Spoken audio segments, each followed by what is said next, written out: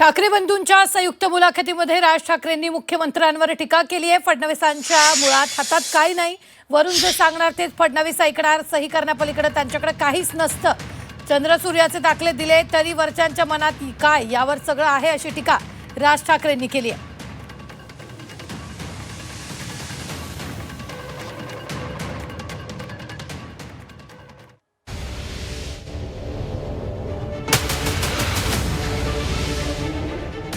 मुंबईच्या मुद्द्यावरून ठाकरे बंधूंनी निवडणुकीचं रण तापवायला सुरुवात केली आहे। मुंबई महाराष्ट्रापासून स्वतंत्र करणं, वेगळी करणं याच्यासाठीची ही सगळी खटाटोप या लोकांचा चालू आहे। सत्ताधारी महायुतीच्या नेत्यांना मुंबईच्या प्रश्नांची, मुंबईकरांशी घेणं देणं नसल्याचा आरोप उद्धव ठाकरे आणि राज ठाकरेंनी केला। मुंबई ही सत्ताधारी भाजप शिवसेनेसाठी सोन्याची अंडी देणारी कोंबडी असल्याचा आरोप उद्धव ठाकरेंनी केला। ही कोंबडी आता सत्ताधाऱ्यांना कापायची असल्याचा टोलाही त्यांनी लगावलेला आहे। मुंबईमध्ये आम्ही मुंबईला आपलं शहर म्हणून बघतो। मुंबईचं नाव मुंबादेवीवरनं पडलं हे सगळ्यांना माहिती आहे, पण हे मुंबईला सोन्याचं अंड देणारी कोंबडी म्हणून बघतायत आणि आता ती कोंबडी ते कापायला निघालेत। मग त्यांनी कोंबडी कापली तर इकडल्या जैन बांधव काय करणार? त्यांना कबूतर, कोंबड्या ते पिसं लावून फिरतील। कारण मुंबईसाठी तो अत्यंत गंभीर प्रश्न आहे। हा वेगळा। मला काय म्हणायचं, मी परवा दिवशी म्हटलं ना, मला असं वाटतं महाराष्ट्रामधले जे आमचे विरोधकही असतील, जे कोणी असतील, मला असं वाटतं महाराष्ट्रामधल्या प्रत्येक पक्षातल्या राजकारण्यांनी या गोष्टींचा विचार करणं गरजेचं आहे की हे आत्ता नेमकं काय चालू आहे आणि महाराष्ट्राभोवतीचा हा काय विळखा आहे, हा मला असं वाटतं प्रत्येकाने ओळखला पाहिजे। तुम्हाला सत्तेसाठी म्हणून तुमच्याकडनं काही गोष्टी करून घेतात किंवा काय करतायत हा नंतरचा भाग, नंतर पश्चातापाचा फक्त कपाळावरती हात मारायला लागेल प्रत्येकाला।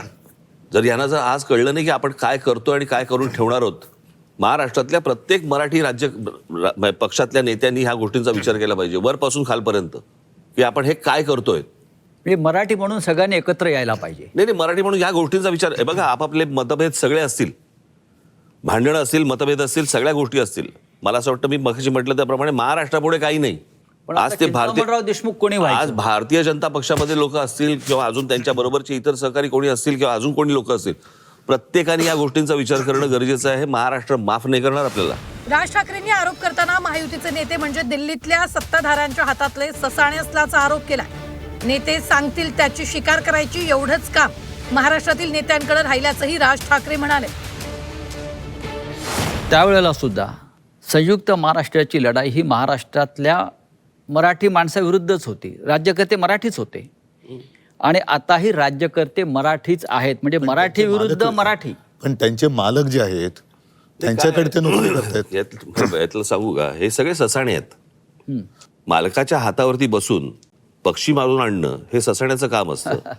इथे मालकाच्या हातावरती बसून आपलीच माणसं फोडणं हे आत्ताच्या लोकांचं काम आहे। म्हणजे स्वकीयांचा घात करणं हे फक्त पक्षांमध्ये नसून राजकीय पक्षांमध्ये पण तेच चालू आहे आणि तीच कृती आता सगळी सुरू आहे। आपल्याच लोकांकडनं ह्या गोष्टी करवून घ्यायच्या। कसं आहे, मराठी म्हणून तुम्ही एकत्र आलाच नाही पाहिजेत आणि याच्यासाठी म्हणून मग जाती जातींमध्ये भेद निर्माण करणं, जाती जाती एकमेकांच्या अंगावर ढकलणं, एकमेकांच्या उरावरती बसवणं आणि त्याच्यातनं भांडणं, वाद, मारामाऱ्या ह्या सगळ्या गोष्टी करवून त्यांना महाराष्ट्र हा एकत्र मराठी म्हणून असता कामा नये, याच्यासाठीचं हे सगळं अख्खं राजकारण त्यांचं सुरू आहे। ठाकरे बंधूंनी जेव्हा मुंबई महाराष्ट्रापासून तोडण्याचा डाव असल्याचा आरोप केला तेव्हा त्या आरोपांना फडणवीसांनी आक्रमकपणे उत्तर दिलं। चंद्र सूर्य असेपर्यंत मुंबई महाराष्ट्रापासून तोडली जाणार नाही असं फडणवीसांनी ठणकावून सांगितलं। या आरोपालाही राज ठाकरेंनी त्यांच्या खास शैलीत उत्तर दिलंय। ही स्क्रिप्ट किती वर्ष तुम्ही चालवणार आहे? आता कोणी ती स्क्रिप्ट बाय करणारा राहिला नाही। आता महाराष्ट्रातल्या ना मुंबईच्या प्रत्येक नागरिकाला माहिती आहे की जोपर्यंत चंद्र आणि सूर्य आहे तोपर्यंत मुंबई महाराष्ट्राचीच आहे। पण राज्याचे मुख्यमंत्री देवेंद्र फडणवीस यांनी परवा गर्जना केली की सूर्यचंद्र असेपर्यंत मी मुंबईला महाराष्ट्रापासून वेगळं होऊ देणार नाही। तुम्ही याच्यावरती विश्वास ठेवता का? माझं फक्त एवढंच म्हणणं आहे ना की या सगळ्या ह्याच्यामध्ये त्यांच्या मुळात हातातच काही नाहीये। इच्छा चांगली आहे, पण जे वरतून सांगितलं जाणार तेच त्यांना ऐकावं लागणार। वरतून सांगितलं की ही जमीन अदानीला द्यायची म्हटल्यानंतर त्यांच्यासमोर पर्यायच नसतो सही करण्यापलीकडे। सो वरच्यांच्या मनात काय आहे हे जास्ती महत्वाचं आहे. इकडच्या लोकांच्या मनात काय आहे हा विषयच येत नाही ना. त्याच्यामुळे त्यांनी चंद्रसूर्याचे कितीही दाखले जरी दिले तरी वरती जे बसलेले जे दोघे जण आहेत त्यांच्या मनात काय आहे हे पहिल्यांदा आपल्याला कळणं गरजेचं आहे आणि ते कळतंय. नाही, उद्धव साहेब, एक- ही एक- का एक भीतिका मुद्दा असा सारखी वाटते? आहे. नाही, एक मुद्दा असा आहे, मुंबई महाराष्ट्रापासून कोणीच तोडू शकत नाही. पण ज्या पद्धतीने मुंबईची संस्कृती मानली जाते, कोणी येतो आणि सांगतो की इथल्या भागाची भाषा ही गुजराती आहे, आमच्यावरती हिंदीची सक्ती करणार, म्हणजे आमचं संपूर्ण तुम्ही अस्मिता संस्कृती मारणार आणि नावाला मुंबई महाराष्ट्रात ठेवणार, या गोष्टीला काय अर्थ नाही आहे. बरं, हे यांना जसं आता राजने म्हणाले, हे बस म्हटलं का बस, उठ म्हटलं की उठ म्हणणारी मानणारी लोक आहेत, यांच्यावरती काय विश्वास ठेवायचा. तर मुंबईच्या समस्या फक्त मुंबईकरांनाच कळतात असं सांगून मुंबईत सुरू असलेल्या भरमसाठ विकासावरही ठाकरे बंधूंनी टीका केली.